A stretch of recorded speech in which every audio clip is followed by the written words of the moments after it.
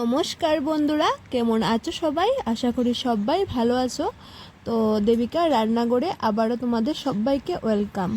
তো আজকে দুপুরবেলা এত গরম পড়েছে, তার মধ্যেও আমার ম্যাগি খেতে ইচ্ছে করলো। কি করব, চলো ম্যাগিটা বানিয়ে ফেলি।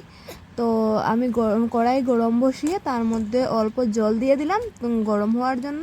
তো তারপর আমি ম্যাগি দুটোকে আমি কেটে দিয়ে দিলাম, কারণ দুটোই দিয়েছি আমি। এত পরিমাণ খিদে পেয়েছে যে আমি দুটো ম্যাগি খেয়ে নেব ভাবছি। তো দেখো ম্যাগিটা কথা বলতে বলতে সেদ্ধ হয়ে গেছে। তো আমি ছাঁকনি দিয়ে ম্যাগিটাকে তুলে নিচ্ছি। তো তুলে নেওয়ার পর আমি সেই জলটাকে ফেলে দিয়ে আবার কড়াইটা ধুয়ে আমি গরমে বসিয়ে দেব।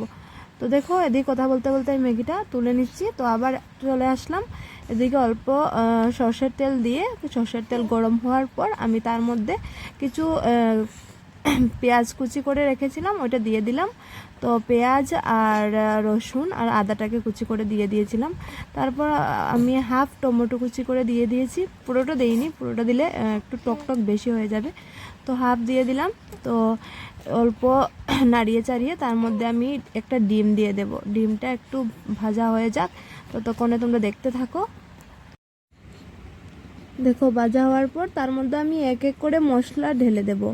তো তার মধ্যে দিয়ে দেব অল্প পরিমাণ জিরে গুঁড়ো, অল্প পরিমাণ লঙ্কার গুঁড়ো, অল্প পরিমাণ ধনে গুঁড়ো, তারপর অল্প লবণ দিয়ে দেব। লবণ দিয়ে ভালো করে নাড়িয়ে নেব। ডিমটা ভাজা হলে তারপর আমি ম্যাগিটাকে ডালবো। তো দেখো আমি সব দিয়ে ম্যাগিটাকে ঢেলে দিলাম। তো ম্যাগিটাকে দিয়ে তারপর আমি ভালো করে আবারও নেড়ে নেব, একদম ভালো করে ভেজে নেব আর কি। তো ভাজার পর আমি একদম শেষে ম্যাগি মশলা দিয়ে নাড়িয়ে চাড়িয়ে নামিয়ে নেব। তারপর হয়ে গেল আমার ম্যাগিটা রেডি।